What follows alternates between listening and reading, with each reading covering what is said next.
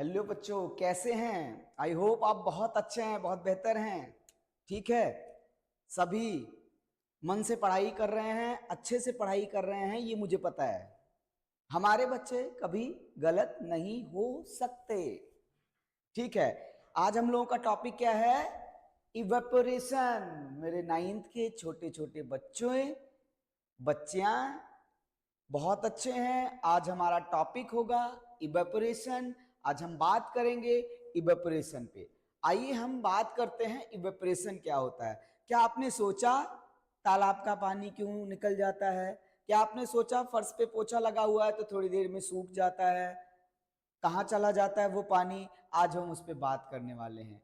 दरअसल बच्चों, ये स्टेट का चेंज होना है, मैटर का स्टेट चेंज होता है। मैटर लिक्विड से कहाँ पहुंचता है? गैस में पहुंचता है। कब क्या पहुंचता है, कैसे पहुंचता है, इसी पे हम चर्चा करने वाले हैं। मेरे प्यारे बच्चों, हम किस पे चर्चा करने वाले हैं? इवेपोरेशन पे। तो बच्चों, आज हम बात करेंगे कि इवेपोरेशन होता क्या है। इवेपोरेशन, हमारा हाथ तौलिया से ठंडा हो जाता है, मटके का पानी ठंडा हो जाता है, ये सारा कारण कौन है? इवेपोरेशन है। किस तरीके से ये इवेपोरेशन काम करता है मेरे प्यारे बच्चों? ये इवेपोरेशन एक प्रोसेस होता है जिसमें लिक्विड मतलब पानी जैसी चीजें वो किसमें बन जाती हैं? गैस में। मतलब लिक्विड अपना स्टेट चेंज करता है और गैसियस स्टेट में आ जाता है। लेकिन कब, कैसे, इसकी शर्तें हैं। इसकी शर्तें क्या हैं? कब इवेपोरेशन? क्योंकि आप तो कहेंगे सर जी, हमारी मम्मी पानी खौला रही थी, वो भी गैस बन रहा था। हाँ, वो भी गैस बन रहा था, वो भी स्टेट चेंज कर रहा था, वो भी लिक्विड से गैस में जा रहा था, लेकिन वो भी दूसरा प्रोसेस है। वो क्या है? वो है वेपोराइजेशन। हम उस पर भी चर्चा करेंगे। हम दोनों में डिफरेंस जानेंगे। हम जानेंगे क्या है इवेपोरेशन, हम जानेंगे क्या है वेपोराइजेशन, क्या है मेन डिफरेंस दोनों में, किस तरीके से इवेपोरेशन किन किन कारणों पर इफेक्ट करता है।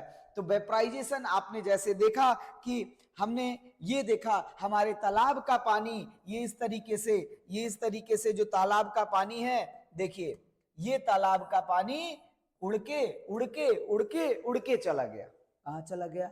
ऊपर चला गया। कैसे चला गया? दरअसल में हम जब एनर्जी देते हैं, जब हम हीट देते हैं किसी भी सब्सटेंस को, तो उसके इंटरमॉलिक्यूलर जो होते हैं, उसके मॉलिक्यूल्स जो होते हैं, वाइब्रेट करने लगते हैं, लड़ाई झगड़ा करने लगते हैं और वो अपने सरफेस को छोड़ के चले जाते हैं। जैसे कुछ लोग ऐसे होते हैं ना, घर में लड़ाई करते घर छोड़ के चले जाते हैं, ये इसके मॉलिक्यूल्स भी आपस में लड़ाई करते हैं, घर छोड़ के चले जाते हैं, सरफेस छोड़ के चले जाते हैं। मतलब जब कोई लिक्विड अपना सरफेस छोड़ के स्केप कर जाता है, विलो विलो, कहाँ विलो? विलो बॉइलिंग पॉइंट, किसी भी टेम्परेचर पे हो सकता है। बॉइलिंग पॉइंट के विलो किसी भी टेम्परेचर पे हो सकता है, और बॉइलिंग पॉइंट के ऊपर जब होगा तो वो वेपोराइजेशन हो जाएगा। बॉइलिंग पॉइंट पे जो होगा, जो बॉइलिंग में होगा, वो वेपोराइजेशन हो जाएगा। इस तरीके से हम लोगों ने देखा कि जब लिक्विड अपना स्टेट गैसियस में ला देता है, मतलब कोई भी लिक्विड गैस फॉर्म कर देता है, अपने सरफेस को छोड़ के स्केप कर जाता है, वो क्या कहलाता है? इवेपोरेशन कहलाता है। मेरे प्यारे बच्चों, ये है इवेपोरेशन। इसके मॉलिक्यूल्स स्केप कर जाते हैं सरफेस से, वाटर मॉलिक्यूल्स ऊपर चला जाएगा, कोई भी लिक्विड ऊपर चला जाएगा। हमारा पेट्रोल भी इवेपोरेट कर जाता है, हमारा थिनर भी इवेपोरेट कर जाता है, हमारे जितने वोलाटाइल मटेरियल होते हैं वो लो टेम्परेचर पे इवेपोरेट कर जाते हैं, इसलिए हमारा हाथ ठंडा होने लगता है। ठीक है, इस तरीके से हमने इवेपोरेशन को देखा।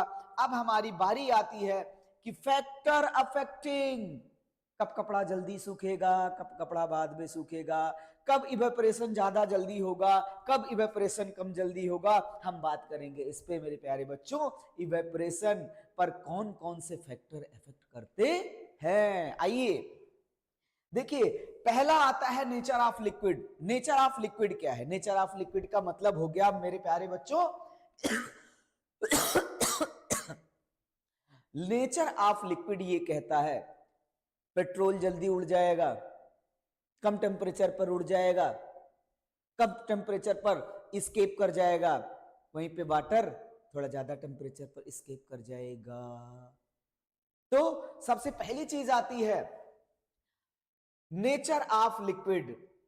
जिस टेम्परेचर, जिस लिक्विड का बॉइलिंग पॉइंट लोअर होता है, कम होता है, वो जल्दी इवेपरेट कर जाते हैं। जो जल्दी खौलता है वो जल्दी उड़ जाता है, जो जल्दी खौलता है, ये तो रूल है।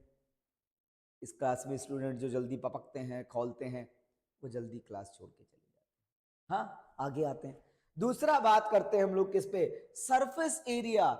मेरे प्यारे बच्चों, ये मेरे पास दो बीकर थे, ये एक बीकर था ये और एक बीकर था ये, दोनों में मैंने एक एक लीटर पानी लिया, इसका सरफेस एरिया कम कर दिया, इसका सरफेस एरिया ज्यादा कर दिया। हमने देखा कि जिसका सरफेस एरिया कम कर दिया वो बाद में इवेपोरेट हुआ, उसका पूरा पानी इवेपोरेट होने में ज्यादा समय लिया, और इसका पानी जल्दी से इवेपोरेट हो गया, ये लिक्विड जल्दी से इवेपोरेट हो गया और ये लिक्विड बाद में इवेपोरेट हो गया। तो हमने देखा कि जिसका एरिया ज्यादा होता है, अगर एरिया इंक्रीज करते जाते हैं तो इवेपोरेशन रेट भी बढ़ता जाता है, एरिया डिक्रीज होता जाता है तो इवेपोरेशन रेट कम होता जाता है। मेरे प्यारे बच्चों, आज ये हम बात करेंगे विंड वेलोसिटी।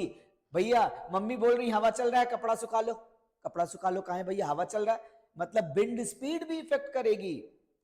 विंड स्पीड से इवेपोरेशन रेट बढ़ जाता है, विंड स्पीड ज्यादा, हवा ज्यादा तेजी से चलेगी तो इवेपोरेशन भी ज्यादा तेजी से होगा।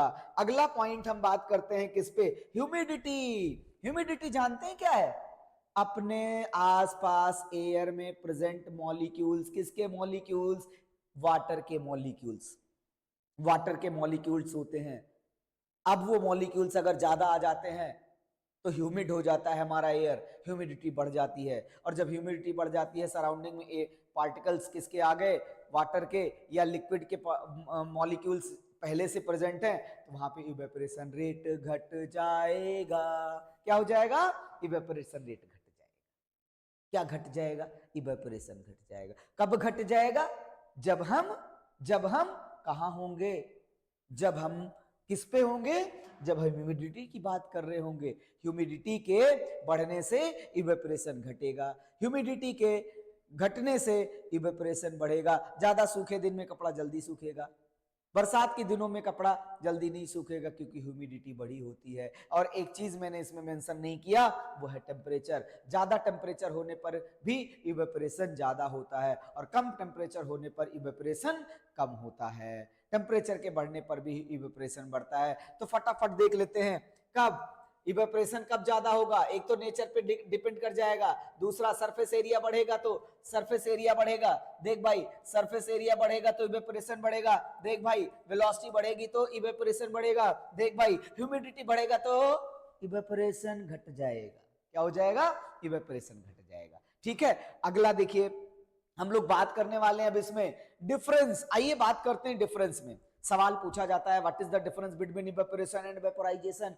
भैया सर जी बता दीजिए इवेपोरेशन और वेपोराइजेशन में क्या डिफरेंस है। इवेपोरेशन और वेपोराइजेशन में डिफरेंस देख भाई, पहली चीज फीचर्स में, इवेपोरेशन हम बात करेंगे इवेपोरेशन की। इवेपोरेशन स्लो होता है, इवेपोरेशन धीरे धीरे होता है, लेकिन वहीं पे जो वेपोराइजेशन होता है वो फास्ट होता है। और ये कब होता है, इफ बॉइलिंग, जब कोई भी लिक्विड बॉयल करता है तो वेपोराइजेशन होता है, वेपर बनता है, वेपर बनता है। उसके बाद देखिए वेयर इट हैपेंस, ये कब होगा, कहेंगे क्या कब होगा, इवेपोरेशन में कब होगा। इवेपोरेशन किसी भी टेम्परेचर पे हो जाता है, any temperature, evaporation any temperature पे हो जाता है, but it can occur through the liquid boiling. जब पानी खौलता है तभी वेपोराइजेशन हो सकता है, एनी टेम्परेचर पे नहीं।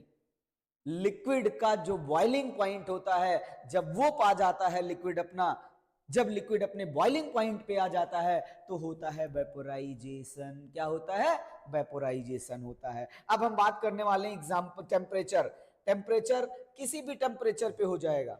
हमने कहा जो इवेपोरेशन है वो किसी भी टेम्परेचर पे हो जाएगा, लेकिन किसी टेम्परेचर का मतलब कि इवेपोरेशन का फिनोमेना हम वेपराइजेशन में नहीं रखते, इसलिए बोल देते हैं भैया below point, below boiling point, boiling point के नीचे जो भी टेम्परेचर आएगा उस पे इवेपोरेशन हो जाएगा, ठीक है। लेकिन ये at a boiling point for the boiling, evaporization कहता हम नहीं वेपर बनेंगे, तब तक नहीं बनेंगे जब तक तुम मुझे बॉयल नहीं करोगे, तुम मुझे खौलाओगे नहीं, ठीक है। बॉइलिंग पॉइंट पे होता है वेपोराइजेशन, ये डिफरेंस होता है वेपोराइजेशन और इवेपोरेशन में।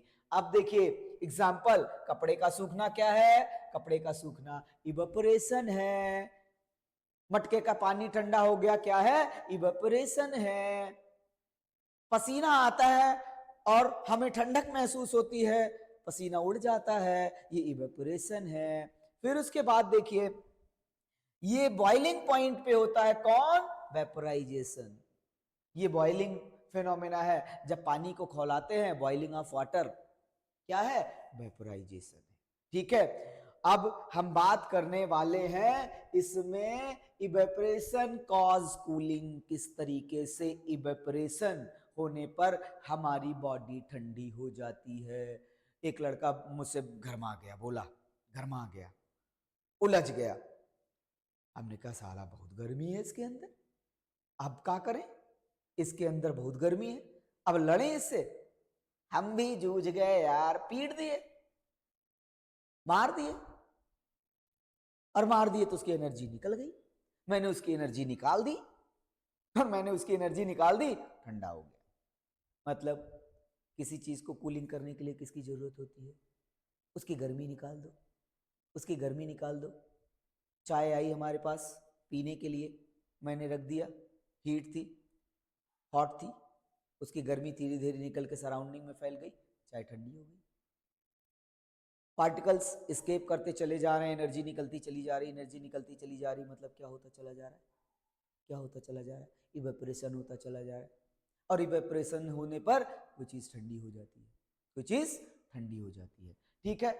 इवेपोरेशन कॉज कूलिंग का मतलब हो गया कि सरफेस के पार्टिकल हीट एनर्जी लेकर एस्केप कर जाते हैं और एनर्जी लेकर बाहर निकल जाते हैं, इस वजह से हमारा हाथ ठंडा होता है। एसी की हवा लग रही है हमको, एसी इस कमरे की गर्मी निकाल रहा है, उसका जो कंडेंसर ऊपर लगा होता है, एक रिफ्लेक्ट पीछे देखिए जाली लगी होती है, आपने देखा होगा ऊपर लगी होती है, वो क्या करती है, वो कमरे की गर्मी निकालती है, वो ठंडी हवा नहीं देती, वो कमरे की गर्मी निकालती है, ठीक है।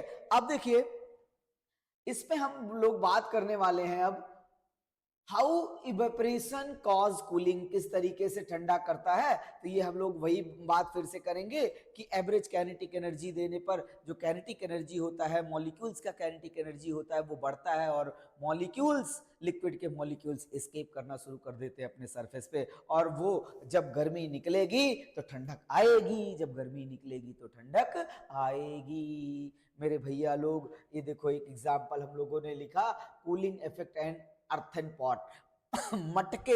मटके का पानी ठंडा क्यों हो रहा है, कि दरअसल होता क्या है इसमें, हमको दिखता नहीं, इसमें पोर्स होते हैं, छोटे छोटे छिद्र, वो पोर्स क्या करते हैं, वो पोर्स भैया बताएं क्या करते हैं, वो पोर्स, इसमें पानी भर दिया, उस पोर्स से पानी मटके के सरफेस पे आ गया और मटके के सरफेस ने बाहर के सराउंडिंग के हीट से अपने मॉलिक्यूल्स को इवेपोरेट करा दिया, इवेपोरेशन, इवेपोरेशन हो गया और मटके के अंदर ठंडक आने लगा। तो मटके का पानी ठंडा होने का कारण कौन, मटके का पानी ठंडा होने का कारण इवेपोरेशन है मेरे भाइयों। अगला है हम लोगों के पास आता है, देख भाई देख, जिसको नोट करना है, जिसको नोट करना है वो जल्दी से स्क्रीनशॉट ले ले और नोट कर ले, हम आगे बढ़ते हैं, ठीक है। इसके बाद देखिए क्या होता है, क्या होता है, होता क्या है, इसके बाद हम देखते हैं इसका और एग्जाम्पल, स्वेटिंग इन ह्यूमंस। आदमी को जब पसीना आता है तो उसकी गर्मी निकलती है, और जब गर्मी निकलती है तो आदमी थोड़ी देर बाद ठंडा हो जाता है, ठीक है। उसके बाद देखिए ये हमारा, इस देखिए हमने कहा when we sweat, sweat evaporates from the skin, वो पसीना, वो स्वेट्स हमारे स्किन से इवेपोरेट हो जाता है और हम अपने आप को ठंडक महसूस करते हैं। ठीक है, अगला हम लोगों का एग्जाम्पल है rubbing alcohol or spirit. Class 9 के बच्चों ये देख लो, ये जरूर आता है।